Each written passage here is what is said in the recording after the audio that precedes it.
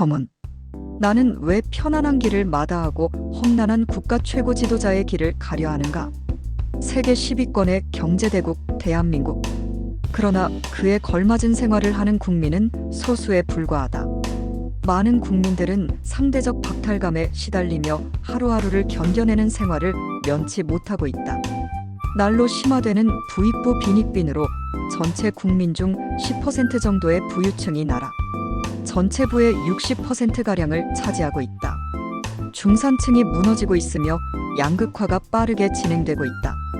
가계부채는 가파르게 상승해 2021년 1분기 말 기준 1,760조 원을 넘어서고 있다.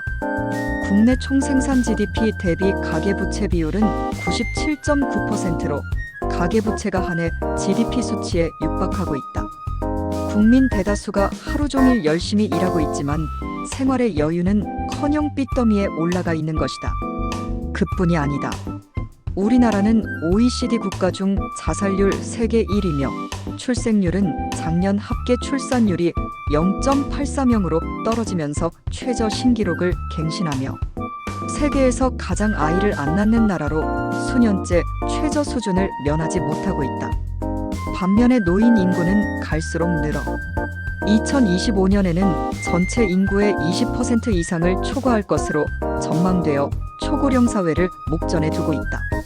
대한민국의 존립 자체가 문제될 뿐 아니라 당장 노인 부양 문제와 생산 가능 인구 감소로 인한 심각한 경제 문제를 내포한 역삼각형의 인구 구조로 바뀌어가고 있는 것이다. 게다가 한창 희망찬 미래를 설계하며 패기와 용기로 사회에 도전장을 내밀어야 할 청년 세대는 연애와 결혼, 출산, 취업, 내 집 마련, 대인관계까지 포기한 육포 세대가 된 지 오래다. 물론 국가도 이 문제를 인식하고는 있다. 최근 엄청난 국가 예산을 복지와 저출산 문제와 청년들의 육포 문제가 해결되거나 국민의 부채가 줄고 살림살이가 나아졌다는 소식을 들어본 적이 없다. 국내 외적으로 기업 환경은 녹록지 않으며 실업 문제는 해결될 기미를 보이지 않고 안보나 국방 문제 또한 심각하기는 마찬가지다. 북한은 근래에 핵무기 보유국이 되어 우리와 전력을 비교하는 것 자체가 무의미한 전력 비대칭 상황이 발생했고 여기에 미국과 중국 사이의 패권 다툼은 날로 격화되어 한반도가 언제든지 전쟁터가 될 위험에 놓여 있다. 총체적 난국이 아닐 수 없다. 그렇다면 이런 문제를 최일선에서 해결해야 할 정치권은 어떤가? 나름대로 노력은 하고 있다지만 실효성 있는 대책이나 해결 방안을 내놓지 못하였다는 것을 부인할 사람은 별로 없을 것으로 본다. 사실 나로서는 정치인들이 귀중한 시간에 국민의 고통과 국가적 난제를 해결하는데 총력을 기울이기보다는 당리당략에 따른 정쟁에 더 많은 시간과 에너지를 소모하며 국민민복에 대해 보다는 자신들의 기득권 유지에 더 큰 관심을 두어왔다는 인상을 지울 수가 없다. 국회의원들은 2020년 기준 한 해에만 받은 세비가 1억 5천만 원이 더 되며 거기에 온갖 특권과 특혜를 누리고 있다. 그러나 아직 부익부 빈익빈 현상을 해소시킬 수 있는 제대로 된 법 하나 만들어내지 못하였다. 국가에 돈이 없는 것이 아니라 도둑놈이 많은 것이다. 내가 만든 이 말은 결코 과장된 말이 아니다. 나는 그 누구를 개인적으로 비난할 생각은 없다. 다만 잘못된 정치를 말하고 잘못된 법과 제도, 정책과 관행을 지적할 뿐이다. 국민의 삶을 살펴 그들의 생활이 나아지게 하고 국가 경제가 발전할 수 있도록 법과 제도를 마련하고 그에 따른 정책을 펼쳐가야 할 정치권이 그 역할을 제대로 하지 않고 자신들의 이익에 눈이 어두워 있음을 질타하는 것일 뿐이다. 세계 10위권의 경제대국에서 한 해에 걷어들이는 세금이 어느 정도 될까? 국가 예산은 나라 살림을 하고도 나라의 주인인 국민에게 상당수 돌아갈 수 있을 정도로 충분하다고 본다. 그럼에도 최근의 코로나19 사태로 인한 지원금 외에 지금까지 국민에게 그 몫을 돌려준 적이 있었던가? 도대체 그 많은 예산은 다 어디로 갔는가? 나는 이미 30여 년 전에 오늘날 우리나라와 우리 국민이 처할 상황을 미리 예견했다. 그리하여 내 능력과 지식, 동서양의 사상과 심오한 철학까지 동원하여 심사숙고하며 앞으로 닥칠 난제들을 인수분해하고 미적분하여 일거에 해결할 수 있는 방안을 마련하여 국민 앞에 제시하였다. 그것은 미구에 닥칠 수 있는 난제들을 어떻게 하면 미연에 방지하고 해결하며 국민이 어떻게 하면 빈곤과 생계 문제의 고민에서 벗어나 안정되게 생활을 할 수 있게 할 것인가, 그리고 생계로 인해 어쩔 수 없이 하게 되는 강제적인 일의 억압에서 벗어나서 하고 싶은 일을 하며 좀 더 차원 높은 생활을 하게 할 수 있을까 하는 지문과 고민 속에서 나온 나의 답변이며 결론이었다. 말하자면 그것은 국가와 민족의 희망찬 장래를 보장하기 위한 계획이자 국민에 대한 나의 애틋한 사랑의 산물이었던 셈이다. 또 거기에는 국가 경제의 발전으로 풍부해진 부를 모두가 함께 누리는 공존공영, 사회를 실현시키려는 나의 철학이 담겨 있다. 이러한 방안이 실현되면 우리나라는 중산주의 국가가 될 수 있다. 중산주의란 모든 사람이 중산층 이상의 생활을 누릴 수 있도록 하려는 경제 이념이자 사회경제 체제이다.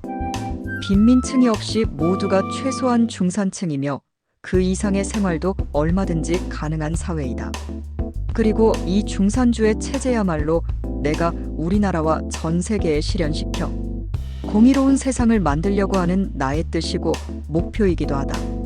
일부에서 오해하듯이 나의 일단의 방안들은 국민배당금제, 결혼수당 지급 등 몇 가지 방안만 보면 퍼주기 정책처럼 보일 수 있다.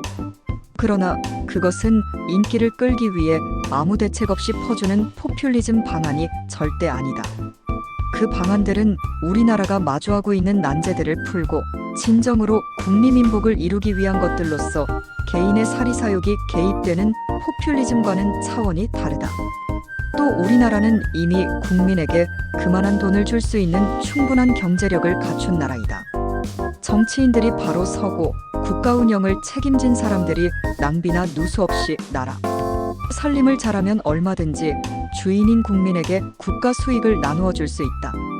나의 방안들은 단지 권력 장악만을 목표로 하는 대책 없는 인기 영합의 퍼주기가 결코 아닌 것이다.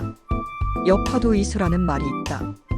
파도는 물에 의지하여 일어난다는 말로 물이 없으면 파도가 칠 수 없다는 뜻이다.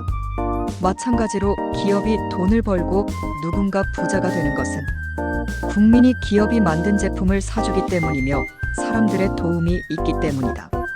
국민이 없다면 누가 기업을 일으킬 수 있으며 돈을 벌 수 있겠는가?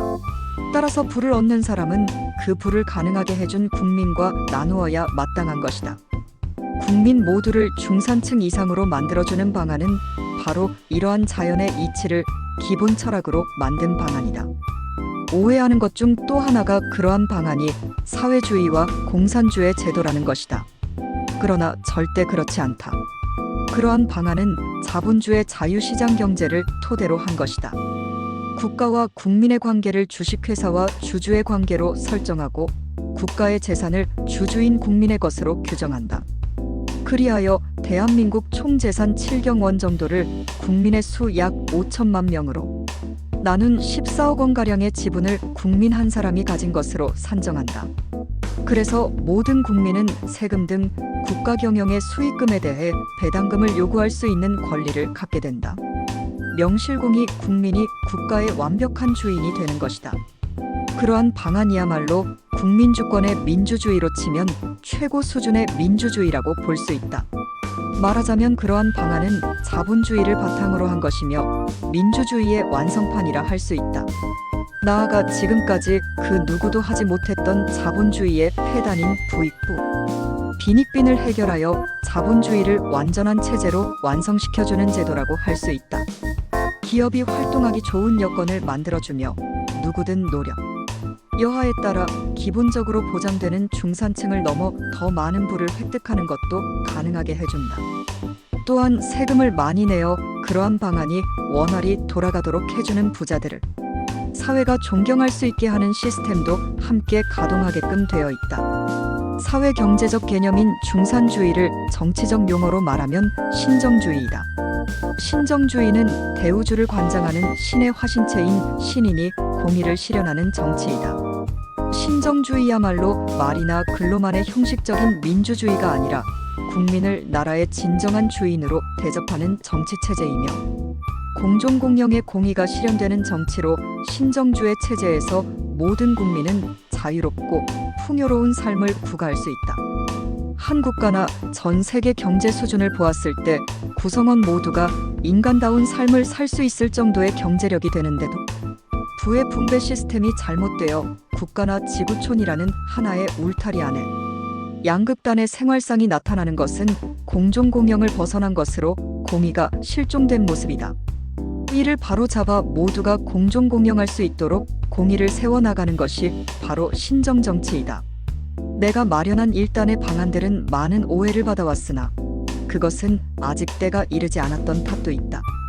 이제 우리나라는 내 방안과 같은 과감한 혁신 정책으로 국가와 사회의 혁명적인 변혁을 도모하지 않으면 그 누구라도 도저히 중첩된 난제들을 해결할 길이 없다. 정부도 정치인들도 문제의 심각성을 알고 있지만 해결하지 못하고 있고 제대로 된 대책조차 갖고 있지 못하다는 것은 앞서 확인한 바 있다. 다급해진 정치인들이 내 방안들의 한두 가지를 모방해서 시행하는 사례가 늘고 있다. 물론 그것도 아주 효과가 없는 것은 아니지만 우리나라의 총체적인 문제를 해결하려면 그렇게 해서는 될 일이 아니다. 그러한 나의 일련의 방안들은 전체가 하나의 메커니즘으로 연결되어 시스템으로 움직이게 되어 있다. 그 일련의 방안들이 함께 시행되어야 부작용이 생기거나 막힘없이 모든 문제가 차례로 풀리며 시스템이 제대로 작동하면서 그 효과가 제대로 나타나고 나아가 극대화될 수도 있다. 빈부격차로 인한 사회 갈등, 빈곤, 청년 세대의 유포, 망국적 저출산, 생산 가능 인구 감소, 고령사회와 노인 부양, 가계부채, 실업, 기업 환경 악화, 자살, 지역 간 및 노사 간, 남녀 간 갈등, 교육, 안보, 군대, 국민건강, 재원 확보, 4차 산업혁명에 따른 사회 변화에 이르기까지 모든 문제가 나의 1단의 방안들이라는 하나의 그물로 다 해결되도록 완벽하게 시스템화되어 있다. 앞으로 그 누구든 이와 같이 통합적이고 혁명적인 방안들과 같은 과감한 대혁신의 방법이 아니고서는 결코 이 나라를 살리고 우리 민족을 보전하며 국민을 고통에서 벗어나게 할 수는 없을 것으로 본다. 나는 왜 편안하고 즐거운 길을 마다하고 외롭고 힘든 국가 최고 지도자의 길을 택하고 있는가? 이유는 딱 하나다. 우리나라 모든 국민이 고루 잘 살게 하고 잘못된 정치로 고통받고 있는 국민을 편안하게 하려는 내 삶의 목표와 이를 이루어야 한다는 사명감 때문이다. 나는 어려서부터 세계의 지도자가 되어 세상을 편안하게 해야 한다는 사명감을 갖고 그것을 내 인생의 목표로 받아들였다. 그때 이후 지금까지 나는 그 목표를 한시도 잊어본 적이 없다. 처절하게 어려운 환경 속에서도 주경야독 형설지공으로 학교 공부 외에 사서오경의 유교 경전을 공부하고 불경과 성경 등 종교 경전과 법과 정치, 경제, 철학 등을 섭렵해온 것도 모두 이 목표를 달성하는 데 도움을 얻기 위해서였다. 나의 목표는 작게는 우리 국민의 고통을 해결하고 우리나라를 인류국가로 만들고 크게는 나와 우리 한민족을 통해 세계 모든 사람이 기하나 전쟁의 고통에서 벗어나 돈 걱정 없는 풍요롭고 행복한 삶을 살 수 있도록 하려는 것이다. 나는 배고픔의 고통을 처절하게 겪어본 사람으로서 이 지구상의 수많은 사람들이 굶어 죽어가는 현실을 도저히 묵과할 수 없다. 세계에 먹을 것이 부족해서가 아니기에 더더욱 그러하다. 지구 한쪽에서는 가격 폭락을 우려하여 남아도는 식량을 바다에 던져버리는가 하면 향락과 사치에 열을 올리는 사람들은 또 얼마나 많은가. 우리 국민 중에도 끼니를 걱정하는 사람들이 있는 현실에서 한 해의 술 소비에만 8조 원가량의 돈을 쓰고 있다. 같은 지구촌에서 빚어지는 이 극명한 대비, 비인도적인 상황을 어떻게 모른 척할 수 있는가? 전쟁의 참화는 또 어떤가? 우리도 6.25 전쟁을 겪었지만 전쟁의 참상이란 이루 말할 수가 없다. 전쟁의 불길이 휩쓸고 간 거리에 맨몸으로 뛰쳐나온 어린 소녀의 사진을 나는 잊을 수가 없다. 망망대해를 떠돌다 배가 난파되면서 싸늘한 주검으로 바닷가에 떠밀려온 난민 소년의 영상은 또 어떤가? 환경 문제는 더 심각하다. 미세 플라스틱을 먹고 기형이 된 물고기를 온난화로 하얗게 죽어가는 신호들은 우리에게 어떤 메시지를 던져주는가? 지구촌의 오염과 환경 파괴는 지구 자체의 종말을 불러오는 재앙 수준으로 가고 있지 않은가? 그러나 지금까지 어떤 세계 지도자도 세계의 기아 문제를 해결하자고 나선 적이 없다. 오로지 자국의 안전과 자국민의 이익만이 그들의 관심사이다. 전쟁을 위해 만드는 무기 비용이면 전 지구인이 100년을 먹고도 남을 식량을 살 수 있다. 지구 환경에 대해서는 간간히 회의를 열고 보고서를 내고 선언문을 선포하기도 하지만 그것을 제대로 지키는 국가는 많지 않다. 우리나라를 비롯해 전 세계적인 이러한 위기 상황은 정신사적, 물질사적, 환경사적 총체적 위기이다. 나는 이러한 난세의 위기 속에서 한민족이 사는 대한민국을 세계 중심 국가, 가장 행복한 국민이 사는 나라도 만든 이후 더 나아가 지구촌이 처한 처참한 현실과 모든 위기를 깨끗이 해결하고 온 세상에 공존공영의 공의로운 세상을 이루어 나갈 생각이다. 이것은 한낱 허황된 꿈이 아니다. 세계를 미국의 연방정부와 주정부와의 관계처럼 연방 형태로 통일시키고 세계 각국이 공동으로 지구촌의 기아나 전쟁, 환경과 같은 난제를 해결해 갈 수 있도록 나는 모든 계획을 세워놓고 있다. 이것이 내가 편안한 길을 버리고 험난한 국가 최고 지도자의 길에 들어서려는 이유이다.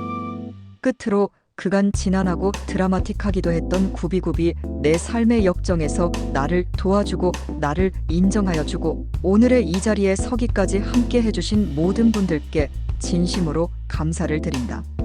나를 낳고 산후통과 세상 사람들의 오해 속에 젊은 나이에 돌아가신 나의 어머니 그리고 나에게 소명이 담긴 허경영이란 이름을 지어주시고 세상에 좋은 일을 하려다 좌우 이념 대립의 희생물이 되어 돌아가신 나의 아버지께도 존경과 감사의 마음을 담아 이 책을 바친다. 이 책이 나오기까지 노고를 아끼지 않으신 출판사 관계자들에게도 심심한 감사를 드린다. 2021년 8월 19일 대한민국 경기도 양주시 장흥면 하늘궁에서 허경영